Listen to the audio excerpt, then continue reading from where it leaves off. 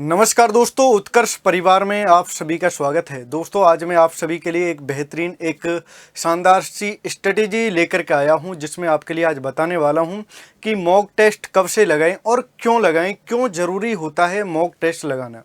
तो मेरे प्यारे दोस्तों, आप चाहे किसी भी वनडे कॉम्पिटिटिव एग्ज़ाम की तैयारी कर रहे हो, चाहे आप किसी भी एग्ज़ाम की तैयारी कर रहे हो, तो सिंपल और साधारण सी बात है कि मॉक टेस्ट लगाना इसलिए ज़्यादा ज़रूरी है क्योंकि यहाँ से आपको पता लगता है कि आप कितने पानी में हैं।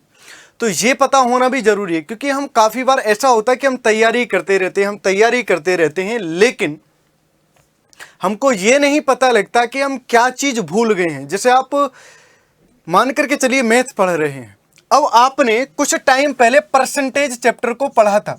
परसेंटेज चैप्टर को मान लेते हैं आपने 20 दिन पहले पढ़ा था, 20 डे पहले पढ़ा था, तो आप इसका लगभग 30 से 40% भूल गए होंगे, है ना। 30 से 40% भूल जाते हैं। आप चाहे कोई और सब्जेक्ट की बात करने लगे, फिजिक्स की बात करने लगे, फिजिक्स में आपने कोई टॉपिक पढ़ा, तो वो आप जब तक उस पर प्रैक्टिस नहीं कर लेंगे एक बार फिर से, तब तक आप उसे भूले रहेंगे।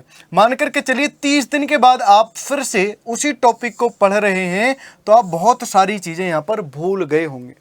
अब मॉक टेस्ट लगाने से दोस्तों फ़ायदा ये रहता है कि आपको नए नए क्वेश्चन वहाँ पर देखने के लिए मिलते हैं। अब जैसे बात करने लगे कि आप बिहार पुलिस कांस्टेबल की तैयारी कर रहे हैं, यदि आप बिहार पुलिस कांस्टेबल की तैयारी कर रहे हैं तो 13 जुलाई से इसके एग्ज़ाम स्टार्ट हैं। अब 13 जुलाई के बहुत ज़्यादा टाइम तो आपके पास नहीं है, तो मेरा सजेशन आपसे ये रहेगा, आप तैयारी तो करिए, आप अपने सिलेबस को तो कंप्लीट करिए साथ के साथ, और उसके साथ प्रैक्टिस भी आपको करनी है। प्रैक्टिस के साथ साथ मैं ये नहीं कह रहा कि आप डेली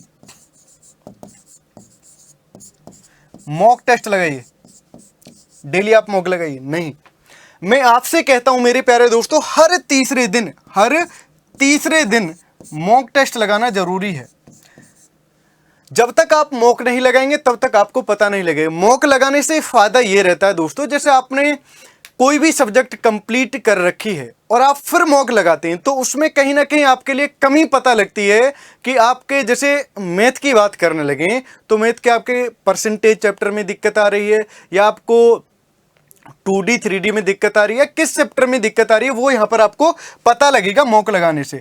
अब जब आपको पता लगेगा कि मेरी ये वाली सब्जेक्ट में इस टॉपिक पर कमी चल रही है, तो उस टॉपिक पर आपको काम करना होगा।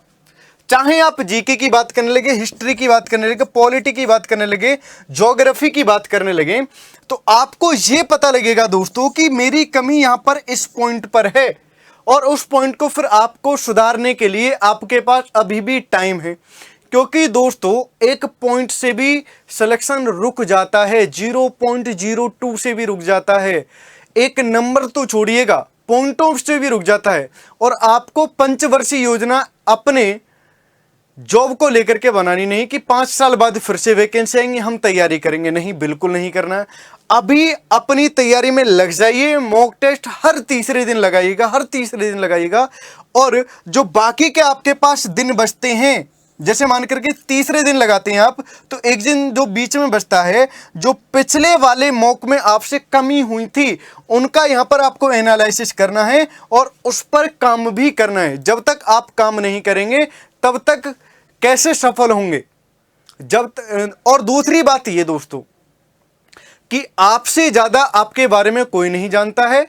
आपको पता है कि आपकी कौन सी सब्जेक्ट कमजोर है, आपको यह पता है कि कौन सा टॉपिक कमजोर है, तो आप उस पर ज्यादा ध्यान दीजिएगा, इससे यह पता लग जाएगा। ठीक है, चलिए तो मेरे प्यारे दोस्तों, ये जानकारी आप सभी को कैसी लगी है कमेंट बॉक्स में कमेंट करके जरूर बताइएगा। धन्यवाद।